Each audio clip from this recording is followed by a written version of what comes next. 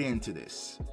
He says, what is your thoughts on our linebacker? All right, and I know Tyrone, we kind of spoke about this earlier in the chat, so I just want y'all fam to look at this. Y'all do that. Take a look at that. Take a gander while I set up the phone lines. All right. Yeah, so y'all take a look at that, man, and tell me in the chat, what do y'all see when y'all look at that?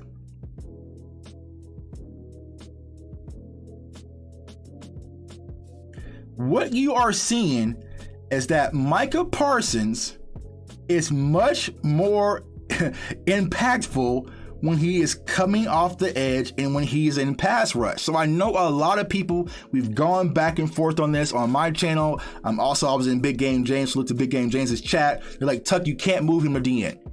And this is the question I'm going to ask y'all. Would you rather have a top 5, top 10 pass rusher this year, right now, 2021, with everything going on, or would you rather have, a decent linebacker and then a future all-pro linebacker 3 to 4 years down the road, right? And that is the conversation us Cowboys fans have to have when it comes to Micah Parsons. So what I am saying when it comes to Parsons is, right now, and I know people are like, well, Tuck, what do you do when D-Law comes back? We'll figure it out. But to be honest with y'all, I don't think DeMarcus Lawrence is going to be back till damn near maybe after Thanksgiving. I don't see him just jumping back and being back. You know what I'm saying? So as of right now, if you want Micah Parsons and you want that Micah Parsons impact that we saw for those 2 straight games, you have to move him back at the edge rusher position. And how do you do it? Jabril Cox, another rookie. What do you know? What do you know? We have another rookie that we can move at linebacker and let him get accustomed, because we've been playing a lot of nickel anyways. Now, I'm not going to harp on it too much, y'all, but if you look at our linebackers across the board versus New England, they were subpar. They played poor. I know he's going to Green Bay, but LVE played just as bad on Sunday, right? There was a lot of plays that were missed, a lot of missed tackles. I think overall, and correct me if I'm wrong, Professor O, I think Parsons scored, like, overall defensive ranking was in a 30. I think that Neal was like a 35. I think that LVE was like a 36. That is not good. That is not good. And like Tyrone said, our best linebacker is Jaron Kearse. And so now you can kind of go to those big nickels and have Jaron Kearse. You can have Donovan Wilson. You can have KZ or Malik Hooker. And then you can just plug in Jabril Cox and have Micah Parsons hauling off the edge. It makes sense. It makes sense, because right now I'm worried about 2021, y'all. And just look at that. He fought 71 defensive grade versus Tampa, 89 versus the Chargers. He had Justin Herbert hauling. We all saw the plays. You see what happened versus Philly, 79, and then he goes back to Middle Carolina, 49, New York, 60, and then New England, 39. And here's my problem with Micah Parsons playing linebacker. And if you watched our draft content, what you did, he's going to have to grow into being a middle linebacker. He's not the best in coverage, right? And he's really not the best with his decision making. I know y'all don't want to hear this, but I said this in draft. He has a lot of the other guy in him, right? He's just more athletic. And so misdirections he struggles with, coverage he covers with. So there's still a lot of things when you have to look at Micah Parsons that we need to add to his game before he gets to that elite level. Now, can he grow into that? Absolutely.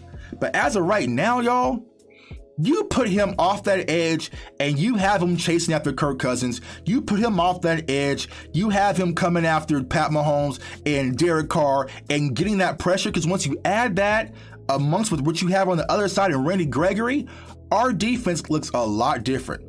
So that's just my take, y'all. Now, do I think the Cowboys are going to do it? No.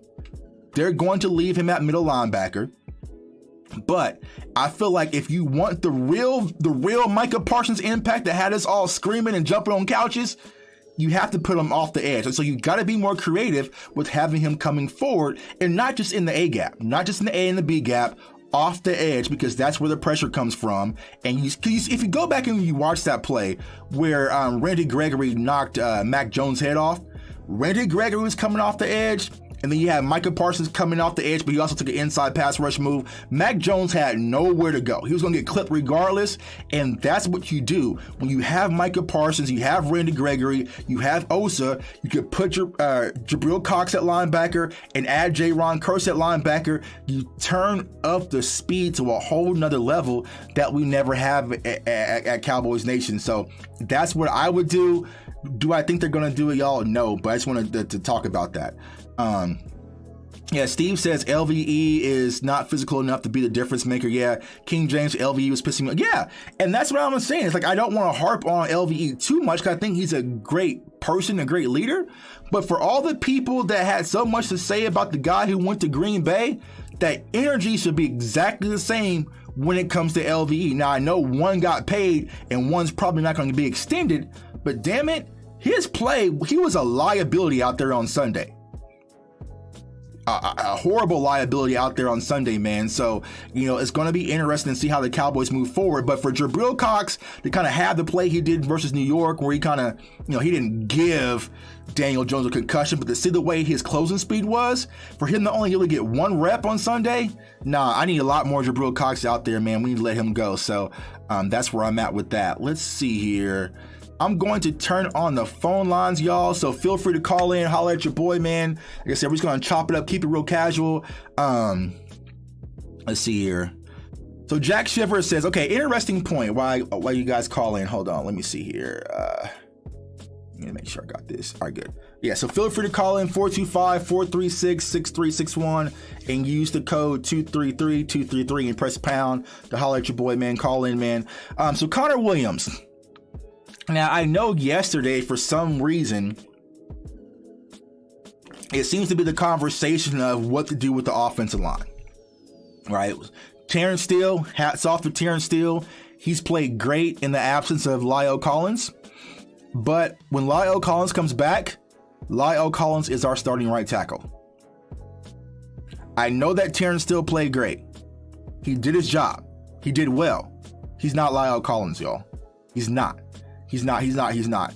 And so the conversation, I guess, was shifting La'el Collins to left guard, keeping Terrence Steele, and then maybe benching Connor Williams, or I'm not sure if they want to move Connor Williams to center. Does that make sense to any of you guys? We're 5-1. We have not yet played one single game with our starting offensive line, right? Not one. We didn't play with our starting offensive line versus Tampa because remember Zach Martin was out. Do you think the Cowboys are going to disrupt and just play musical chairs with our offensive line and break up the continuity? It's not happening. It's not happening. So I know it sounds maybe ideal in some people's minds. Me personally, it's not happening. It doesn't even make sense because you at least want to see what your starting offensive line looks like and together, especially coming off a bye week. And so, no, they're not going to disrupt and be like, all right, well, La'el, you're coming back. I know you haven't played guard in years, but you're going to be our left guard, and still you're going to keep you out there. And then Connor Williams, we'll play you as, like, they're not going to do all that. And think about it, y'all. Even when La'el Collins went down with the suspension, us Cowboys fans, because we were all antsy, let's keep it a buck, we were all antsy and nervous about Terrence Steele. We were simply asking just to kick Zach Martin out the right tackle and plug Connor McGovern at right guard. That was a real simple move. And what did the Cowboys tell us? Nah, we aren't doing that. Nah, we're gonna go with Terrence Steele at right tackle. So I don't know why people think that the Cowboys are gonna play musical chairs with their offensive line while we're 5-1. They're not. What Terrence Steele is going to be is exactly what we hired and brought in Terrence Steele to be, is a depth piece. If somebody goes down, he's able to step in and fill the void. He did his job. Job done. That's it. So no, I'm not going to move La'el Collins to left guard and bench Connor Williams, because like, as much as people harp on Connor Williams has had a decent season. And my guy Professor O said this when we were talking the other day. He's like Anthony Brown. Right, Connor Williams is the Anthony Brown of the offense. People are just so used to scapegoating Connor Williams.